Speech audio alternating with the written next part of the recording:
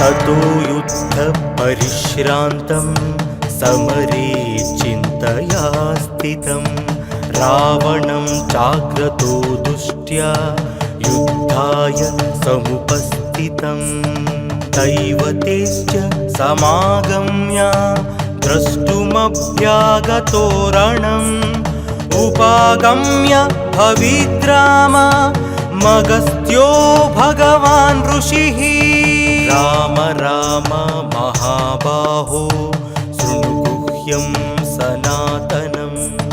తాకట్టులో ఉన్న బంగారాన్ని విడిపించి ఆ రోజు ఆన్లైన్ ధరకే కొంటుంది కొమ్మూరి గోల్డ్. येन सर्वान् नरीन् वत्सा समरे विजयिष्यसि आदित्यहृदयं पुण्यं सर्वशत्रुविनाशनं जयावहं जपे नित्यमक्षयं परमं शुभं सर्वमङ्गलमाङ्गल्यं सर्वपापप्रणाशनं चिन्ताशोकप्रशमना मयूर्वर्धनमुत्तमम् रश्मिमन्तं समुद्यन्तं देवासुर नमस्कृतं पूजयस्व विवस्वन्तं भास्करं भुवनेश्वरं सर्वदेवतात्मको हेश तेजस्वी रश्मिभावनः एष देवासुरगणा लोकान् पादिगवस्तिभिः एष ब्रह्मश्च विष्णुश्च शिवस्कन्दः प्रजापतिः महेन्द्रो धनदः कालो यमः सोमो ह्यपाम्पतिः वसवः सान्ध्या अश्विनौ मारुतो मनुः वायुर्वह्निः प्रजाः प्राणा ऋतुकर्ता प्रभाकरः आदित्यः सविता सूर्याः खगः पूषा खपस्तिमान् सुवर्णसदृशो भानुः सुवर्णरेता दिवाकरः हरिद्वसा सहस्रार्ची सप्तसप्तिर्मरीचिमान् तिमिरोन्मथन शम्भु सप्ताष्टमार्ताण्डां सुमा हिरण्यगर्भशिशिरसप्तनो भास्करो रविः अग्निगर्भोदितेः पुत्रा शङ्कः शिशिरनाशनः व्योमनाथस्तमो वेधी रुग्मजु सामपारगः घनवृष्टि रपामित्रो विन्ध्यावीधिप्लवङ्गमः आतपी मण्डली मृत्युः पिङ्गलः सर्वतापनः रविर्विशो महातेजो रक्तः सर्वभवोद्भवः नक्षत्र ग्रहतारणा मधिपो विश्वभावनः तेजसामपि तेजस्वी द्वादशात्मान् नमोऽस्तु ते नमः पूर्वाय गिरये पश्चिमायाद्रये नमः ज्योतिर्गणानां पतये दिनाधिपतये नमः जयाय जयभद्राय हर्यस्वाय नमो नमः नमो नमः सहस्रांशो आदित्याय नमो नमः नमः उग्राय वीराय सारंगाय नमो नमः नमः पद्मप्रबोधाय मार्ताण्डाय नमो नमः ब्रह्मेशानाच्युतेशाय सूर्यायादित्यवर्चसे भास्वते सर्वभक्षाय रौद्राय वपुषे नमः तमोघ्नाय हिमघ्नाय शत्रुघ्नायामितात्मने कृतघ्नघ्नाय देवाय ज्योतिषां पतये नमः। सप्तचामीकराभाय वग्नये विश्वकर्मणे नमस्तमोभिनिघ्नाय रवये लोकसाक्षिणे। नासायत्येष वैभूतं तथैव सृजति प्रभुः। व्यायत्येष तपत्येष वर्ष्यत्येष गभस्तिभिः। एष सुप्तेषु जाग्रत्ति भूतेषु परिनिष्ठतः। एष चैवाग्निहोत्रं च फलं चैवाग्निहोत्रिणा। वेदाश्च क्रतवश्चैव क्रतूनां फलमेव च। यानि कृत्यानि लोकेषु सर्वयेषु रविः प्रभुः। येन मापत्सु कृत्येषु कान्तारेषु भयेषु च। कीर्तयन् पुरुषः कश्चिन्नावसीदति राघव। पूजया स्वैनमेकाग्रो देवदेवं जगत्पतिम्। एतत्त्रिगुणितं जप्त्या युद्धेषु विजयिष्यसि। अस्मिन् क्षणे महाबाहो रावणं त्वं वदिष्यसि। एवमुक्त्या तदागस्तो जगाम च यथागतम्। एतच्छ्रुत्वा महातेजा नष्टशोको भवत्तदा। धारयामास सुप्रीतो राघवः प्रयतात्मवान्। आदित्यं प्रेक्ष्य जप्त्यातु परं हर्षमवाप्तनवान्। क्रीडाचम्या शुचिर्भूत्वा धनुरादाय वीर्यवान्। रावणं प्रेक्ष्य हृष्टात्मा युद्धाय समुपागमः। सर्वयत्नेन महतावधे तस्य धृतोऽभवत्। अधरविवद निरीक्ष्य रामं मुदितमानः परमं प्रहृष्यमाणः। निशिचरपति संशयं विदित्वा सुरगणमध्यगतोत्सर्वरेति।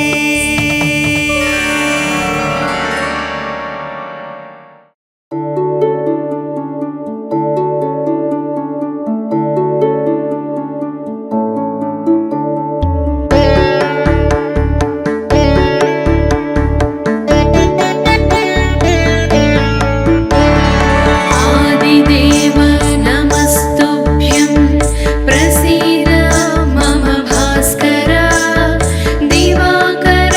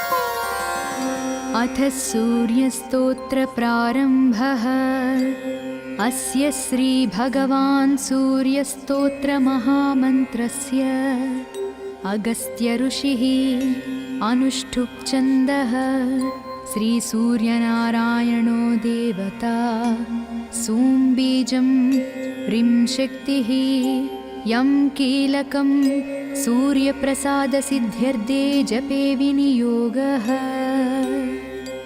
आदित्याय अङ्गुष्ठाभ्यां नमः अर्काय तर्जनीभ्यां नमः दिवाकराय मध्यमाभ्यां नमः प्रभाकराय अनामिकाभ्यां नमः सहस्रकिरणाय कनिष्ठकाभ्यां नमः मार्ताण्डाय करतलकरपृष्ठाभ्यां नमः आदित्याय हृदयाय नमः अर्काय शिरसे स्वाहा दिवाकराय शिखायै वषट् प्रभाकराय कवचाय हुं सहस्रकिरणाय नेत्राय वौषट् मार्ताण्डाय अस्त्राय फट् भूर्भुवः सुवरोमिति दिग्बन्धः ध्यानं ध्यायेत् सूर्यमनन्तशक्तिकिरणं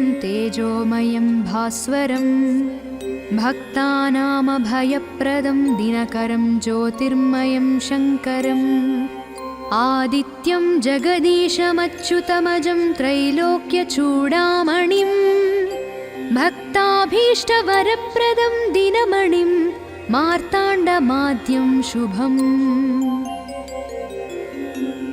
ब्रह्मा विष्णुश्च रुद्रश्च ईश्वरश्च सदाशिवः पञ्चब्रह्मामयाकारा येन जाता नमामि तं कालात्मा सर्वभूतात्मा वेदात्मा विश्वतोमुख जन्ममृत्युजराव्याधि संसारभयनाशनः ब्रह्मस्वरूप उदये मध्याह्ने तु सदाशिवः अस्तकाले स्वयं विष्णुः त्रयीमूर्तिर्दिवाकरः एकचक्रो रथो यस्य दिव्यः कनकभूषितः सोऽयं भवतु नः प्रीतः पद्महस्तो दिवाकरः पद्महस्तः परं ज्योतिः परेशाय नमो नमः अण्डयोने कर्मसाक्षिन्नादित्याय नमो नमः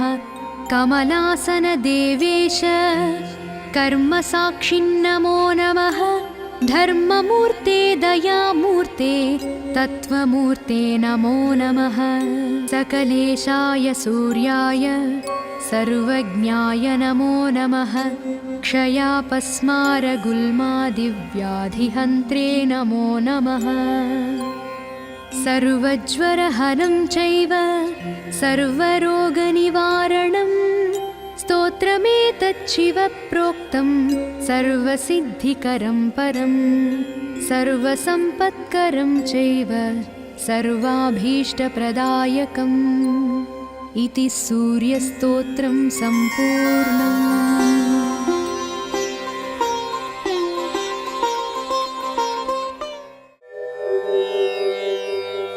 आदिदेव नमस्तुभ्यं प्रसीद मम भास्कर दिवाकर नमस्तुभ्यं प्रभाकर नमोऽस्तुते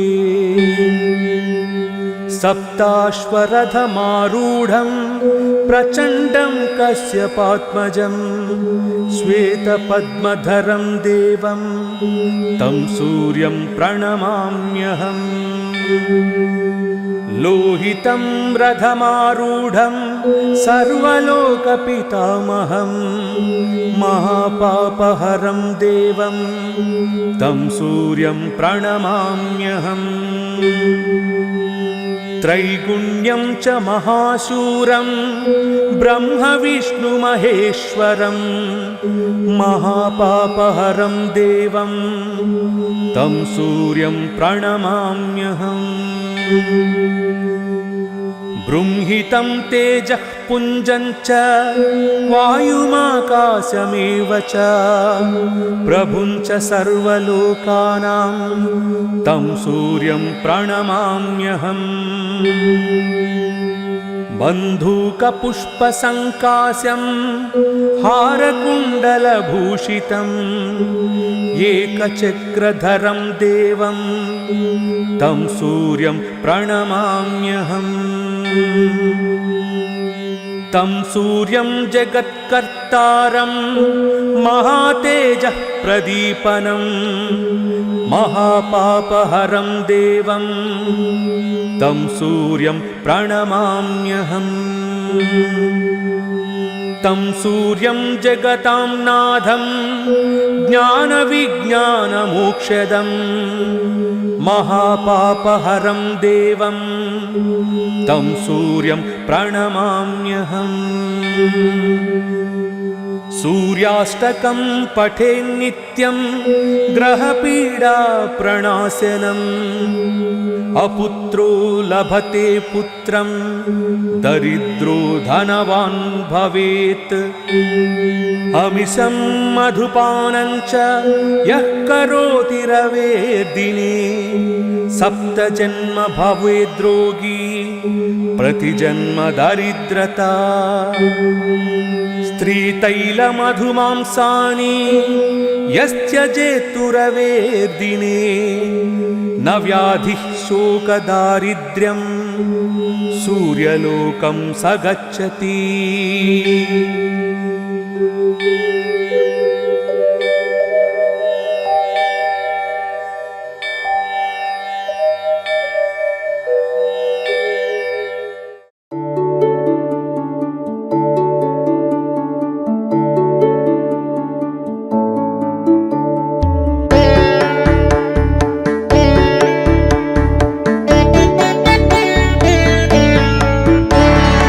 आदिदेव नमस्ते।